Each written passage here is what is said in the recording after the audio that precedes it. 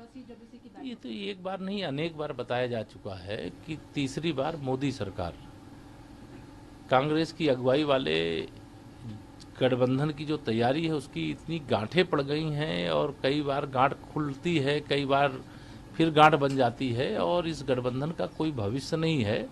देश की जनता का इस गठबंधन पर कोई भरोसा नहीं है। विश्वास का दूसरा जो नाम इस देश में है वो माननीय नरेंद्र मोदी जी का है और वह विश्वास आज तो भारत ही नहीं, हम सब गौरव के साथ ये कह सकते हैं कि पूरी दुनिया का विश्वास बढ़ा है। पूरी दुनिया के सबसे लोकप्रिय नेता के रूप में, सबसे भरोसेमंद नेता के रूप में उनकी जो ख्याति आज देश देख रहा है, दुनिया देख रही है, ये गौरव की बात है। मैं यह मानता हूं कि तीसरी बार भी और चौथी बार भी, पांचवी बार भी, बार बार मोदी सरकार, बार बार भाजपा सरकार।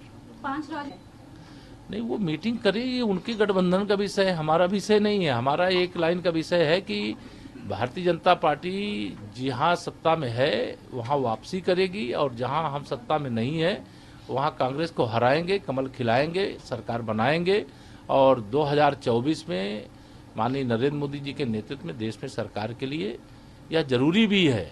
और इसलिए कांग्रेस का कोई नेता कह रहा है या जो गठबंधन बनाया है INDIA के नाम पर, उस गठबंधन का कोई नेता कहता है, चाहे वो हमारे जो अच्छे जाने माने देश के पत्रकार एंकर हैं उनका बहिष्कार करने की बात करता है, वो आपातकाल थोपने का संदेश एडवांस में देना चाहते हैं, तो वो उनका विषय है, वो देते रहेंगे। लेकिन जनता मन बना चुकी है, केवल चुनाव की घोषणा का इंतजार है।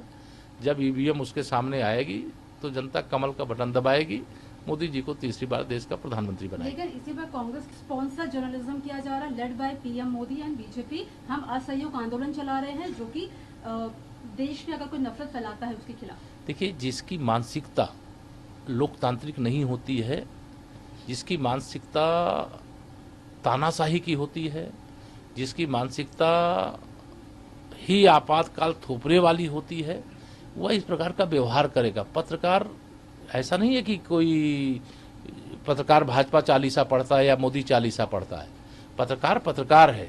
आप हमसे भी सवाल कोई कर रही हैं तो केवल भाजपा के लिए नहीं कर रही हैं, आप विपक्ष के लिए भी सवाल कर रही हैं। तो ऐसे कोई पत्रकार को ये अधिकार है, लोकतंत्र का चौथा स्तंभ है और विपक्षी गठबंधन ने कांग्रेस की अगुवाई में उसे कमजोर बनाने की एक साजिश रचने का काम किया है। यह संदेश दिया है कि अगर हम सरकार में आएंगे तो हम मीडिया को बैंड कर देंगे।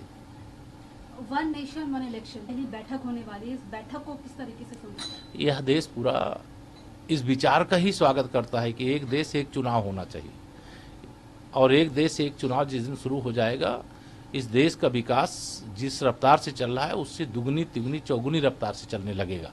और जिनको एक देश एक चुनाव से परहेज है वो भ्रष्टाचार करके, विकास में अवरोध पैदा करके, जातिवाद करके, तुष्टीकरण करके इस प्रकार की घटिया राजनीति करते हैं। आखिरी सवाल है सर, सनातन कर कांग्रेस कह रहा है कि 2019 में सर्जिकल स्ट्राइक, इन तमाम मुद्दों से ध्यान भटकाने के लिए सनातन धर्म का मुद्दा लगातार BJP उठा रही है। ये भारतीय जनता पार्टी नहीं उठा रही है, ये तो मुंबई की बैठक का एजेंडा है कांग्रेस की अगुवाई में, वह इस प्रकार के विषय उठा रहे। सनातन सूर्य है, सनातन चंद्रमा है, सनातन महासागर है, सनातन धरती है, सनातन ब्रह्मांड है, सनातन संपूर्ण मानवता है। सनातन को केवल हिंदू और गैर हिंदू से जोड़ने का जो काम पाप कर रहे हैं, समाज को बांटने की जो साजिश कर रहे हैं, उनको इस साजिश के आधार पर कोई सफलता नहीं मिलेगी। सनातन आदि है, अनंत है, पूरी मानव जाति है, जीव मात्र है, वृक्ष है, वायु है, ये